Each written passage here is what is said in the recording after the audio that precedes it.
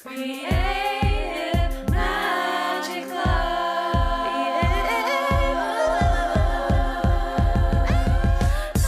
What's up? This is Sarah Mack and welcome to Creative Magic Club. Together, we'll discover inspirational stories of creative entrepreneurs living out their dreams, doing the work they are most passionate about, and building wealth in magical and fun ways.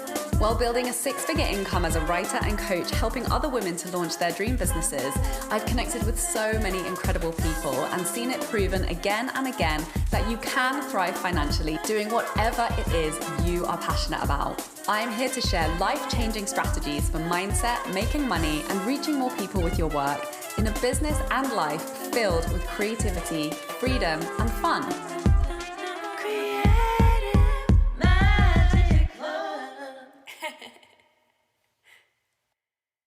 Hi everyone, welcome. I have a very special guest today. Her name is Yael T.W. and she is a Deborah Silverman Certified Astrologer, also a writer, teacher, mother, and soul partner. And she's in the process of writing her first book, Planetary Balance.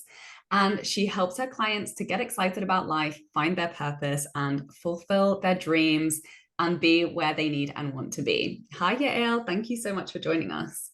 Hi, Sarah. Thank you so much for having me here. I love your show and I love what you do for people in the world. Such an important thing to help people fulfill themselves and make money out of what they love to do, right? Yes, and that I know I'm so excited that that is what we're going to dive into today. So before we kick off, I would love for you to tell us a little bit about your story. Like, how did you come to becoming an astrologer? What was that like for you? So I took many turns until I got there. My life started with like lots of bumps. My mom died when I was 18 and I was like thrown into the world like I was on my own, and financial concerns were, like I had to survive. So I went to study economy and accounting. So I became a certified public accountant. I worked in finance for 12 years. And I loved what I did, and I had like a very successful career, but I didn't feel like I was in the right place. And so at a certain point, and through all this time, I was looking for answers, and I studied Buddhism, and I practiced yoga, and I learned a little bit of occultism, and I was looking. I knew there was something more for me than just success and making money. And so I, at a certain point, I left the comfort of the financial world. It was hard, and I just took a leap of faith. I had some money saved and I started writing a book. And while I was writing the book, I took a yoga teacher training and I fell in love with yoga and with teaching. And I became a partner in a yoga studio. And I had that for a few years. And I met amazing teachers. I studied, I traveled all over the world. I studied with like the best teachers that there were there. And I even assisted one of my teachers. She passed away a few years ago, Matthias Ratti. I assisted her in teacher trainings all over the world. And it felt much more in alignment with what I wanted to do, but still not exactly. And then in 2013, I met Deborah Silverman for a personal reading, astrology reading. And I've loved astrology since I was a child. My dad had books about every topic in the world. So he also had an astrology book. And that was my favorite. I used to dig into it and learn all about the signs and everything. So I really loved astrology, but I was a little afraid that, being an astrologer would be too woo-woo, or like, I came from everyone in my family were like, in finance, banking, computer, like science. So it was a big step for me to become an astrologer. But when I met Deborah, it was like, okay, that's what I need to be. She completely changed my life. I was like, after I met her, like suddenly I could get back to be aligned with myself, and all my dreams started to come true. And I met her when I was 40. So I'm a late bloomer. So I met my husband. We had our child. We moved to the States that I wanted for years, and I became a writer and I became an astrologer, and I'm certified astrologer by Deborah. So we're only like I think 21 astrologers that are certified right now, and yeah, and I'm writing for Tiny Buddha, and I'm writing for Elephant Journal, and I'm writing my book. So I'm super happy. Wow, what an amazing story. I'm so curious. Where is your midheaven?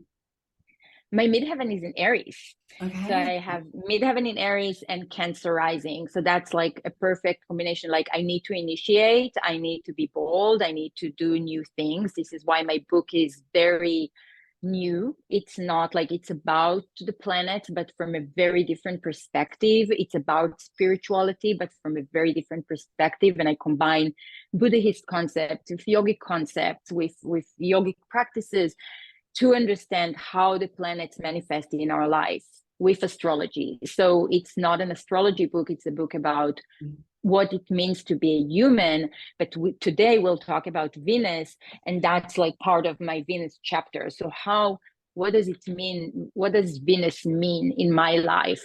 How does it manifest in my life, and how can I bring it to a healthy balance so that I can bring to myself everything that Venus wants me to bring, like to have a healthy Venus energy. Okay, amazing. Your book sounds awesome. I can't wait till you finish writing it and publish it. So, why don't you tell us about Venus and specifically the relationship between Venus and money? Yeah, so Venus it rules certain things. It is, first of all, it is feminine energy. Okay, so that is very important to understand. Venus is feminine energy, and it is connected. It rules Libra and it rules Taurus. And the second house and the seventh house correspondingly. So in Taurus we talk about, in the second house we talk about money. We talk about how do I make money, how do I attract money, what is my self-worth, how do I evaluate myself, my self-esteem, how much do I think my time worth, okay, how much do I charge for my time and for my services and for my work. And in the seventh house we talk about authentic self-expression. Okay, how do I express myself, especially in relationships, but it's also in partnerships, also in work. It also talks about my popularity. Okay, so I will explain why the connection between all these three parts, money, self-expression, and self-worth, are all connected and so important to cultivate. But before that, I want to talk about the concept of the feminine energy and the concept of Venus, because there are so many misconceptions about that. So when we talk about feminine energy, most of us know about the moon energy, that is more about like the mother, the nourisher, the healer, right, the emotional, right. This is like, there are lots of women circles today. We do like new moons and full moons, and this is something that was also very hidden for years, right? But what we learn to cultivate and be connected to it and not be ashamed about our emotions anymore, right? Thank goodness that time is here. Yeah. Exactly. And now it's like it's shifting in a way that is also weird, but this is moon energy. So then we come to Venus, that represents a different kind of femininity. It's not necessarily the feminine of being a mother, of being pregnant, of the cycles, you know. It's more, the feminine energy of Venus is more about abundance. It's more about connecting to nature. It's more about attraction. Okay. But still, when we look at, you know, like, for example, the Empress in the tarot cards. So how does she look? What does she's pregnant. Mm. Okay, so we still like the connection between like female fertility and and like being pregnant, being a mother, are still very strongly tied. And for some women today, they don't want to be mothers. Or even I, that I am a mother and I love being a mother. It's like one of my, it's super fulfilling for me. And my relationship with my son is such a blessing in my life. But there are so many more things that I think that are feminine and I want to bring to this world on top of being a mother. So, and then, like we see femininity is rising, right? So in movies, for example, we have many more feminine roles, like women take roles in movies more than ever. But still, most of the roles that women take are very masculine. So the woman will be, the rebel, the independent that doesn't care about anyone else. Like, she's completely masculine. She rides her bike and she's a fighter, and she doesn't embody femininity. Or if she does, she's very manipulative and temptatious and a little mean.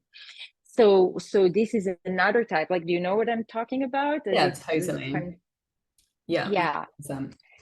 And even in, like in the corporate world and in politics, women do not embody femininity.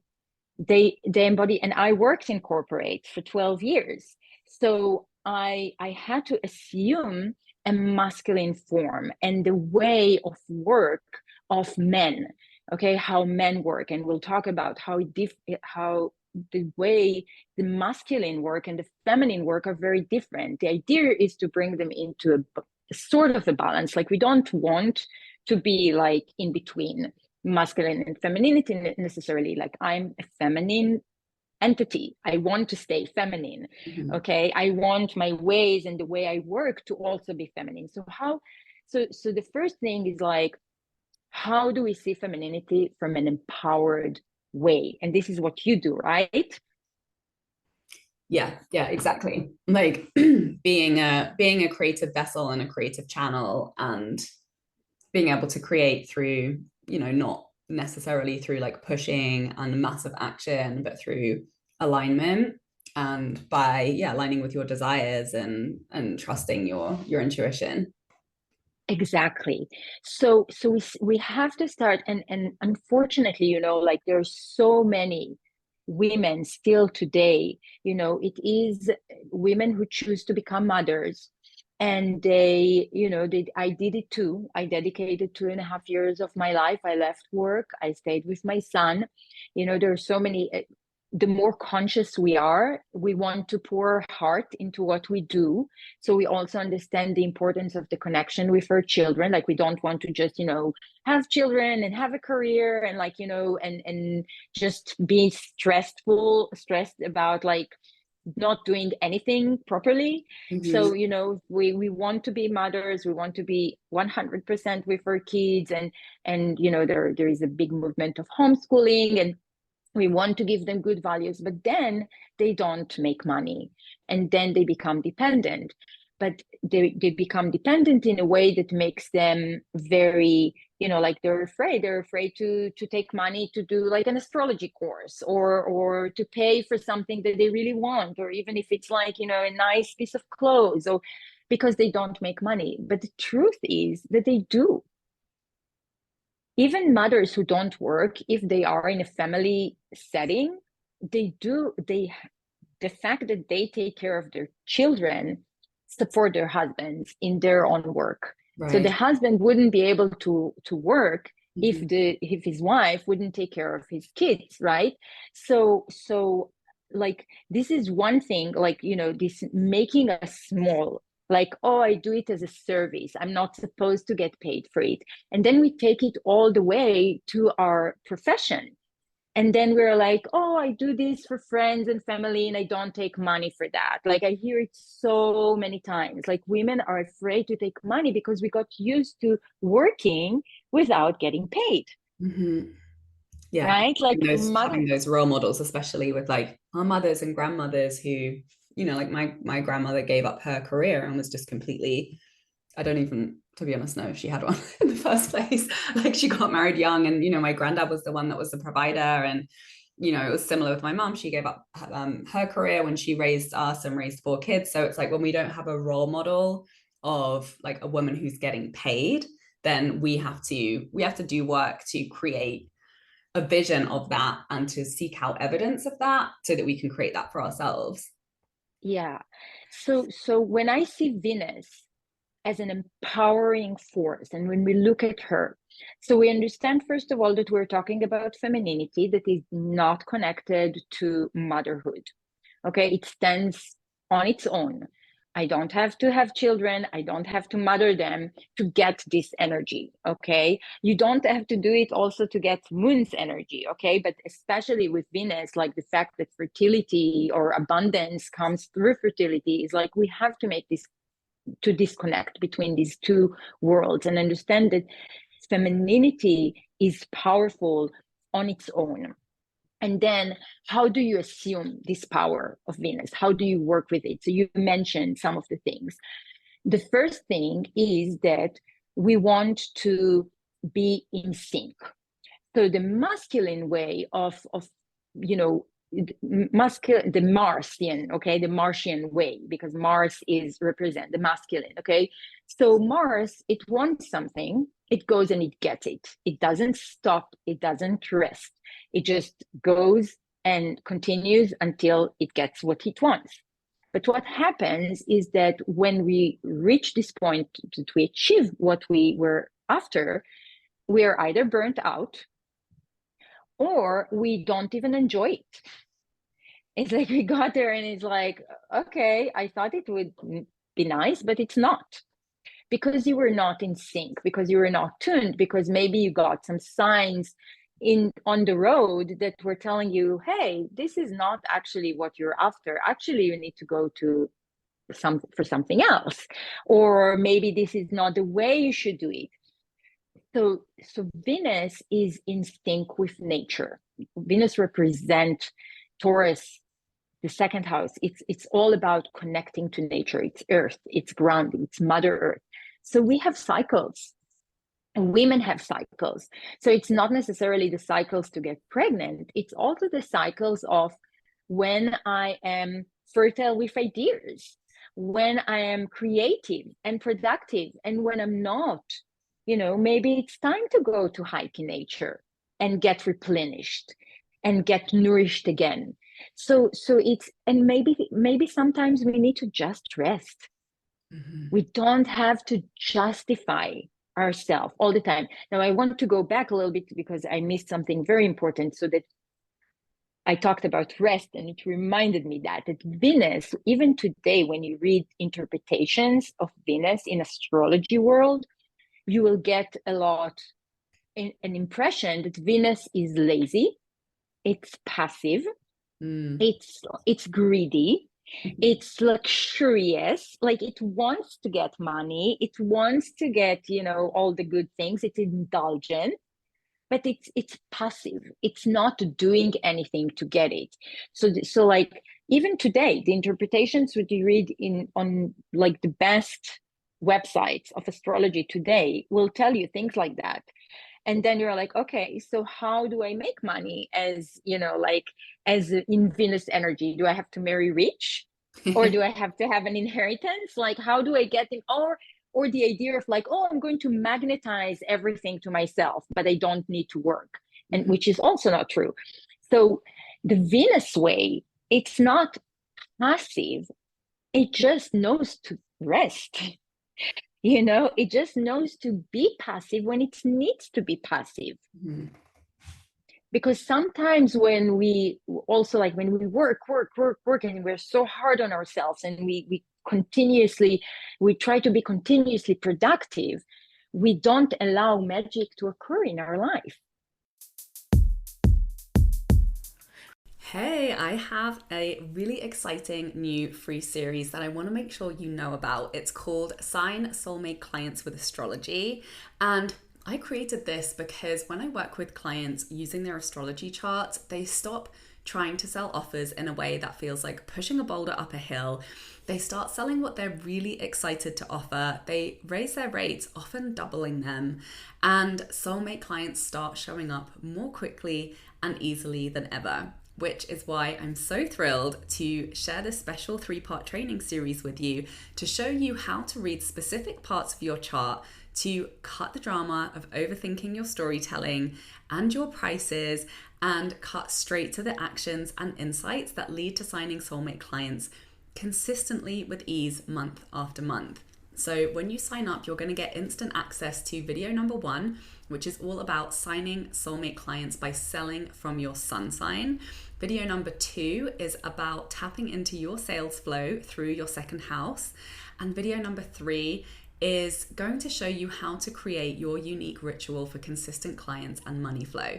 You don't need to know anything more than your birth time, date, and place, and I will show you what you need to know about your birth chart. This is for anyone looking to create a more consistent flow of sales from soulmate clients. And you can find this by going to my website with sarahmac.com under the freebies tab, or by the link in my bio on my social channels. Right? We don't get what the world wants to give us because we're so busy. Right. It's like, rather than being passive, it's kind of like the image of the open hand, right? It's like you're willing to let go of control. Instead of like clutching to the steering wheel, you're going to let go for a little bit and be open to some redirection. Yeah. And then you go back. Okay. So it's like you, and this is what it means to be in a rhythm. Okay. So it's like, I am a creative being, and I understand that creativity is like, it's like the seasons. It's like the earth. And sometimes I'm in a season that I'm very creative and I have tons of ideas. And sometimes I need to just, be quiet and just let these ideas sink in so that I can come out in a day, a month, a year, and bring these ideas into fruition. But I'm listening to myself and I'm listening around me.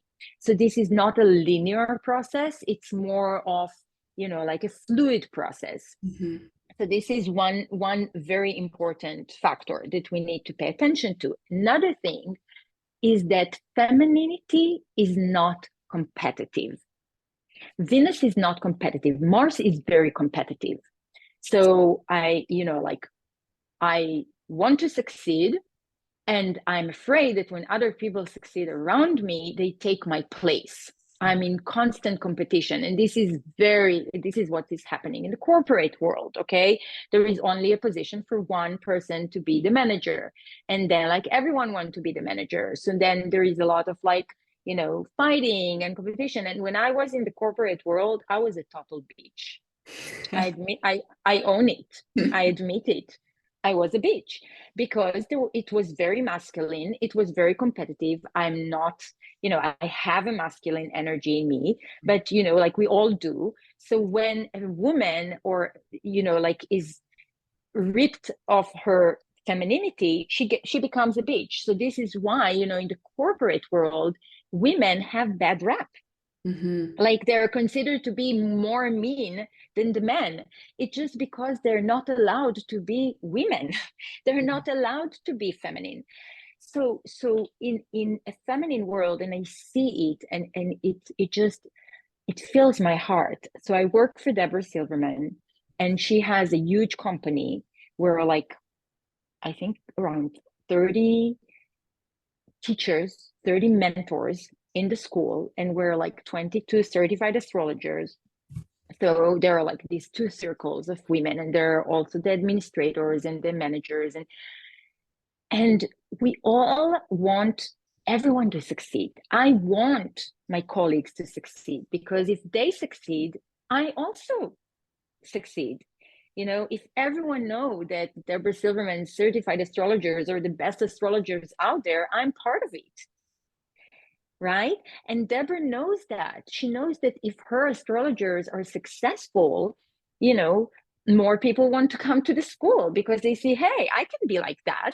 So she wants us to be successful. And when we succeed, she succeeds. And then it's like, it's a win-win situation. It's a nourishing, and she nourishes us and we nourish her back.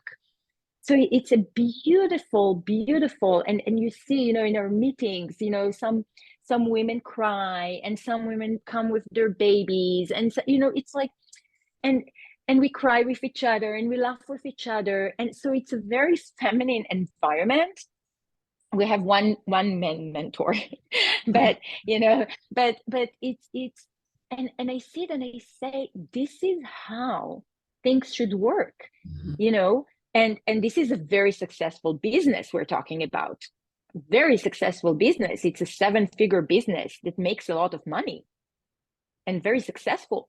So we can be successful by supporting others, nourishing others, helping others. And this is the true feminine energy. This is the true Venus, because Venus is the goddess of beauty. It's a goddess of harmony. Unlike Mars, who is the god of war.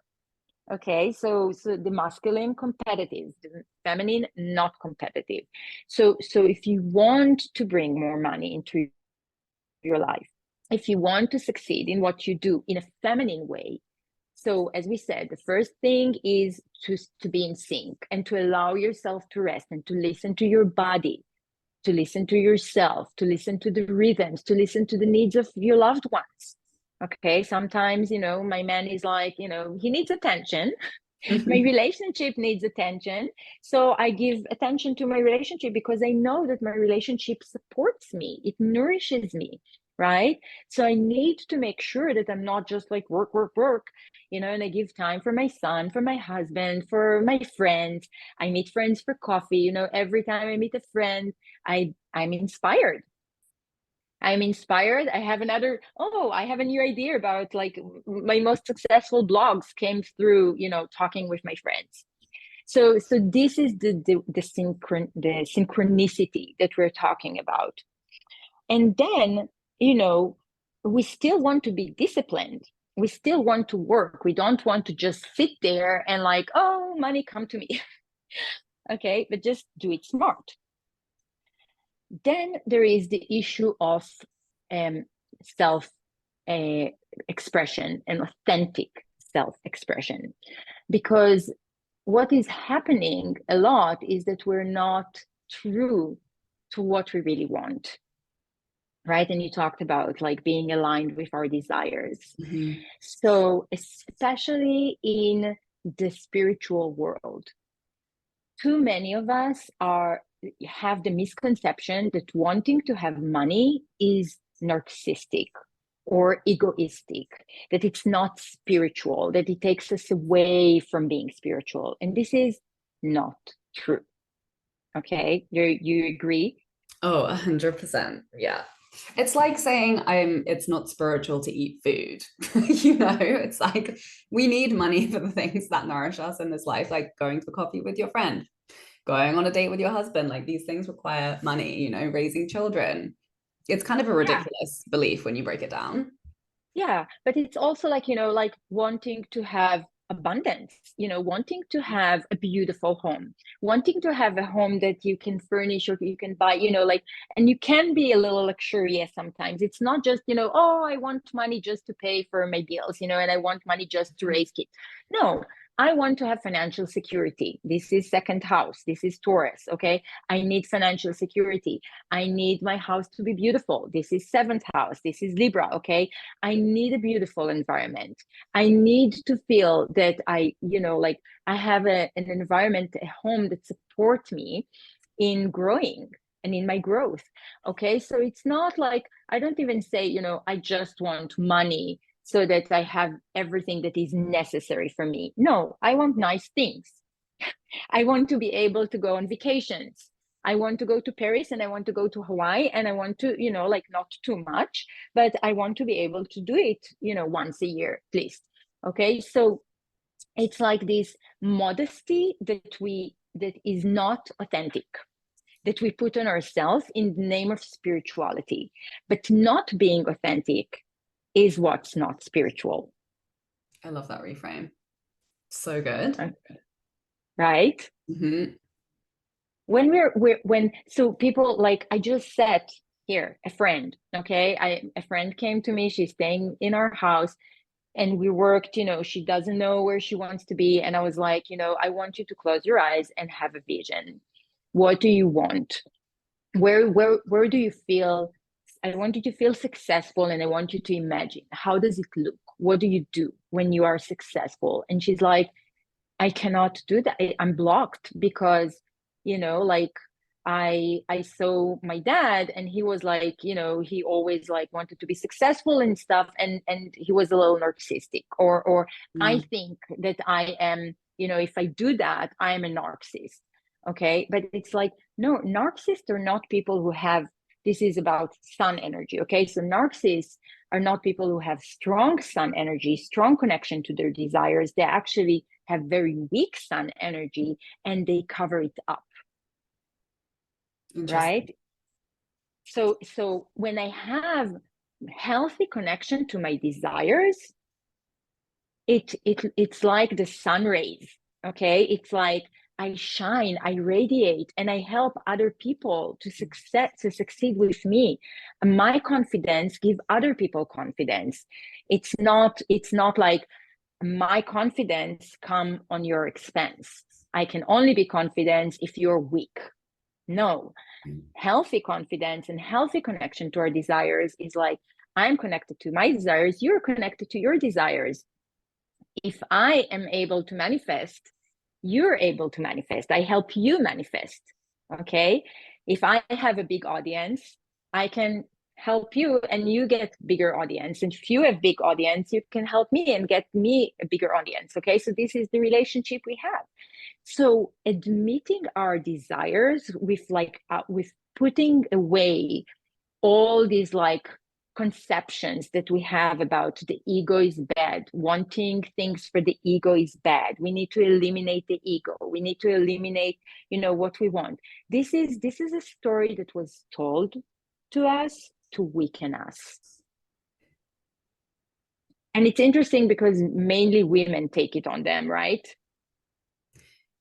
Right. Yeah, it's the idea of being selfish. And I love how a lot of people are rebranding that term. Like, to be selfish is not a bad thing. It's like putting your own oxygen mask on first. The more you elevate yourself, the more you can elevate others, like you say. Yeah, exactly. So be authentic. Be authentic about what you want. Okay. Admit what you want. Don't try to cover it up. And the last thing that is very important is don't make yourself small.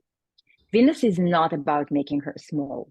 She's big. She's a big, beautiful, radiant energy, right?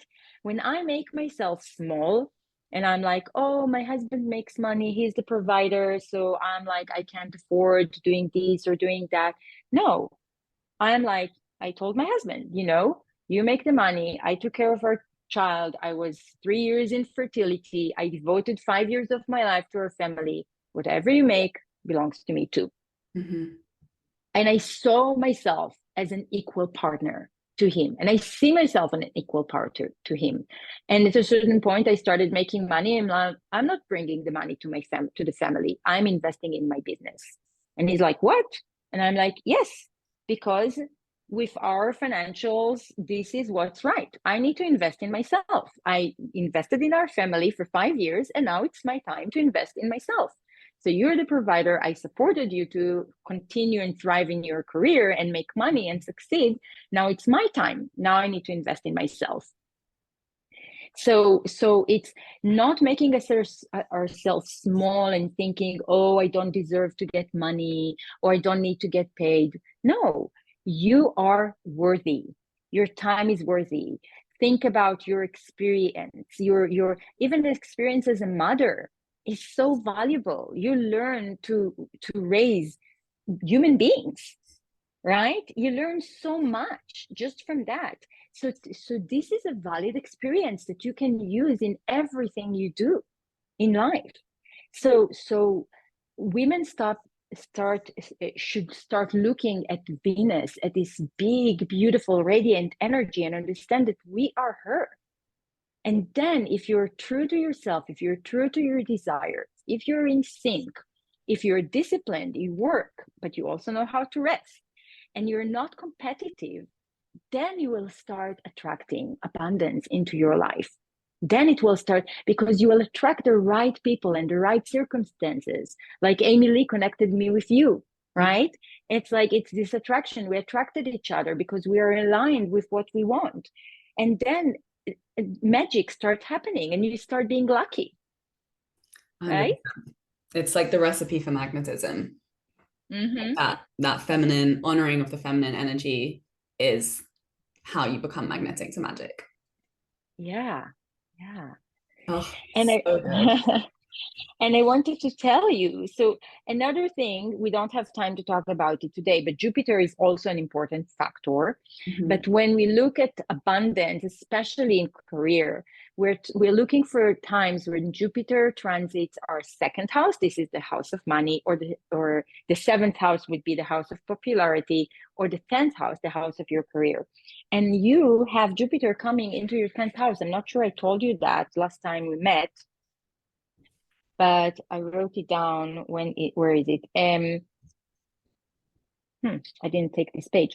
But it is from mid-May, or no, end of June next year to mid-August 2025. You have Jupiter in your 10th house, which is an auspicious time for your career.